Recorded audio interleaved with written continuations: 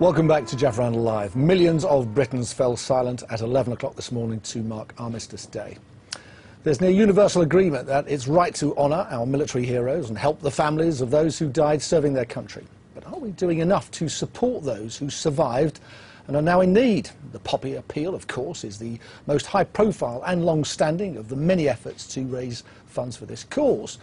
The Royal British Legion hopes to raise £36 million from selling poppies this year, yet the charity spends £1.4 million each week helping veterans and their families. The organisation provides direct support for as many as 100,000 people a year. Well, here with me at the Gherkin is Sue Freeth, the Director of Welfare at the Royal British Legion. Alongside her is the former infantry officer, Hugh Andre. He's the founder of ForceSelect, a recruitment and support service aimed at helping members of the armed forces return to work in civilian life. More than 20,000 servicemen and women attempt the transition back onto Civvy Street each year. Hugh, Sue, nice to see you both. It's 1 year since you were last on the show. You got me thinking, you know, if the Army really did what it says it does, and that is give training and skills to the people it employs, you wouldn't really be needed, would you? Well, I think we're working at ForceSelect in partnership with the Ministry of Defence and the government, and the last 12 months, both, well, all three forces, armed forces and government, have been enormously supportive in developing a partnership so that we're able to find second careers for servicemen and women.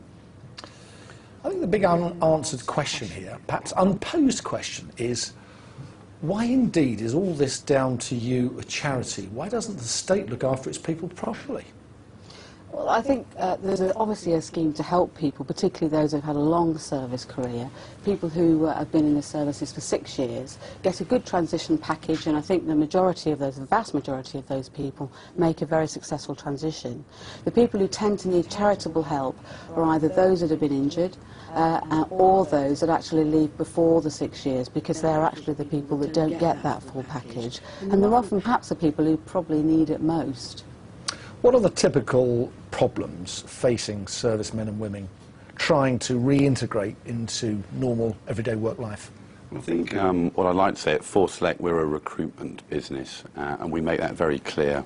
Our job is to provide a service for the services and educate both the service leaver as to the skills they have, but as importantly, to educate the wider UK businesses as to the amount of talent that is available.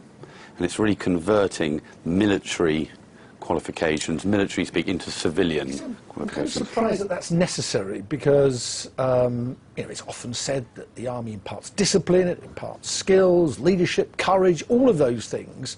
Why do companies need to be persuaded? Well, I think one of the key things which I always refer to, if you look back to the 1970s and 80s, you know, a significant amount of chairman, chief execs, board members had done national service. Yeah. Today, of course, it's far less.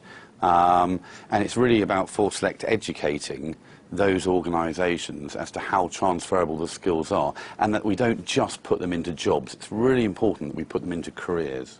Absolutely right. I said there that you spend something like £1.4 million a week, is that right? Well, that's £70 million a year. How is that money spent? A wide range of ways, but we are helping people transit out. We're helping people who are struggling, perhaps struggling with their housing or their family life while they're serving, helping people find housing, get into housing, helping with people with breaks once they leave if they are long-term unemployed so they can build their skills up, helping elderly veterans who at the end of their careers are really struggling on very low incomes, really in a very wide range of ways.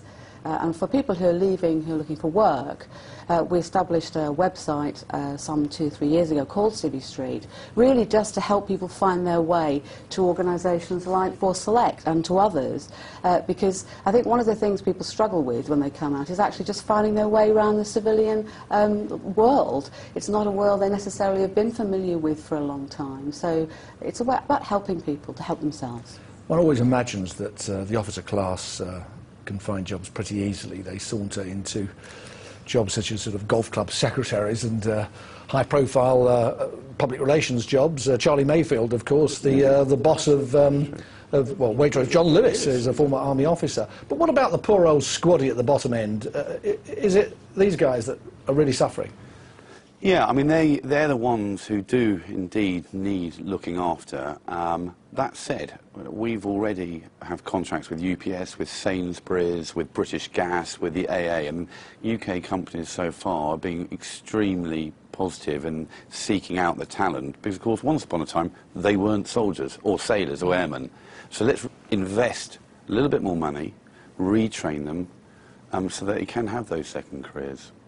What about all the charities that help ex-service people? I scribbled a few down before we came on. There's yours, of course, the Poppy Appeal. Everybody's heard of that. There's the Army Benevolent Fund. There's Help for Heroes. There's the Royal Naval Benevolent Trust. There's the RAF Benevolent Fund. Wouldn't we be better having one big charity that covers everything and then really enjoy the benefits of economies of scale? Well, we are working more closely together. I think we've started to do that. There is quite a big job, and there's a big job coming for the service charities in terms of the numbers of people that are going to be leaving, not only the 20,000. Do you not think that some donors, willing donors, are confused? Where do they put their money? Why should they give to you or Help for Heroes or Benevolent Fund? What is all this stuff? I think they can be, but I think they tend to choose organisations they feel are best supporting a particular group of people, the tribe, if you like, that they've sprung from. We help all services, all ranks, and for many people that's the way that's the part they want to contribute to. But we've been working ever closely with the other charities, and that's the way, I think, that for the future. Sue, Hugh, you both do a great job. Many thanks for coming in. We do appreciate it. Now, if you'd like to watch more of today's coverage of Armistice Day, then press the red button on your handset and you can read tributes to all the soldiers killed in Afghanistan on our interactive website, skynews.com/fallen heroes. You can also leave your own tributes there.